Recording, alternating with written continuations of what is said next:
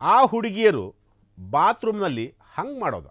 ಛೀ ತೂ, ಬಾತ್ರೂಮ್ನಲ್ಲೇ ಶುರು ಹಚ್ಕೊಂಡ್ಬಿಟ್ಟಿದ್ದಾರೆ. ಕುಂಭಮೇಳಕ್ಕೆ ಹೋದಂತಹ ಹುಡುಗಿಯರು ಆ ರೀತಿ ನಡೆದುಕೊಂಡಿದ್ದು ಯಾಕೆ? ಈ ಹುಡುಗಿಯರ ಕೆಲಸಕ್ಕೆ ನೆಟ್ಟಿಗರಿಂದ ಈಗ ಭಾರೀ ತರಾಟೆ. ಆ ಹುಡುಗಿಯರು ಬಾತ್ರೂಮ್ನಲ್ಲಿ ಹಂಗೆ ಮಾಡೋದು.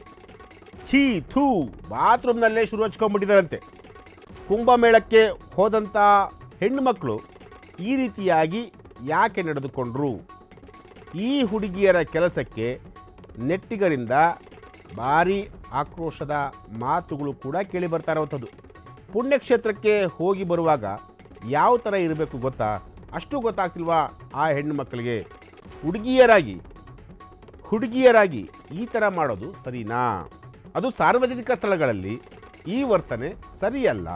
ಹಾಗಾದರೆ ಆ ಹುಡುಗಿಯರು ಬಾತ್ರೂಮ್ನಲ್ಲಿ ಏನು ಮಾಡಿದ್ರು? ರೈಲಿನ ಟಾಯ್ಲೆಟ್ ರೂಮ್ನಲ್ಲಿ ಚೇ ಈ ರೀತಿಯಾಗಿ ನಡೆದುಕೊಂಡ್ರ?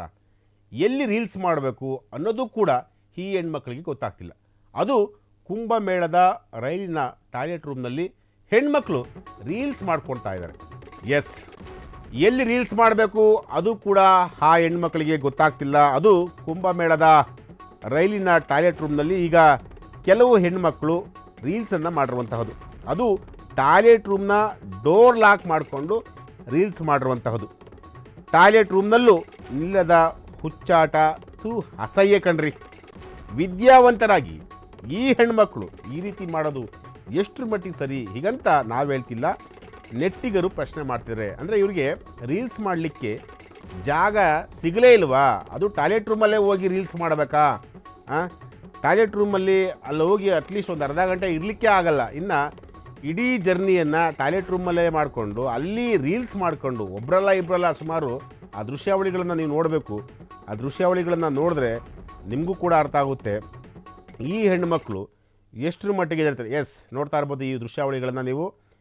ಈ ಒಂದು ದೃಶ್ಯ ಈಗ ಸೋಷಿಯಲ್ ಮೀಡಿಯಾದಲ್ಲಿ ಸಾಕಷ್ಟು ವೈರಲ್ ಕೂಡ ಆಗಿರುವಂಥದ್ದು. ಕುಂಭಮೇಳಕ್ಕೆ ಹೊರಟಿದ್ದಂಥ 4-5 ಜನ ಹೆಣ್ಣುಮಕ್ಕಳು ರೈಲಿನ ಟಾಯ್ಲೆಟ್ ರೂಮಲ್ಲೇ ಈಗ ರೀಲ್ಸನ್ನು ಮಾಡಿರುವಂತಹದ್ದು. ಆ ಒಂದು ದೃಶ್ಯ ಈಗ ಸೋಷಿಯಲ್ ಮೀಡಿಯಾದಲ್ಲಿ ಸಾಕಷ್ಟು ವೈರಲ್ ಆಗ್ತಿರುವಂತಹದ್ದು.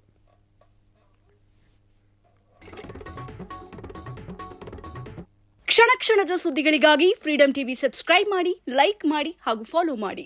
ಹೊಸ ಸುದ್ದಿಗಳ ನೋಟಿಫಿಕೇಶನ್ಗಾಗಿ ಬೆಲ್ ಐಕಾನ್ ಮೇಲೆ ಕ್ಲಿಕ್ ಮಾಡಿ.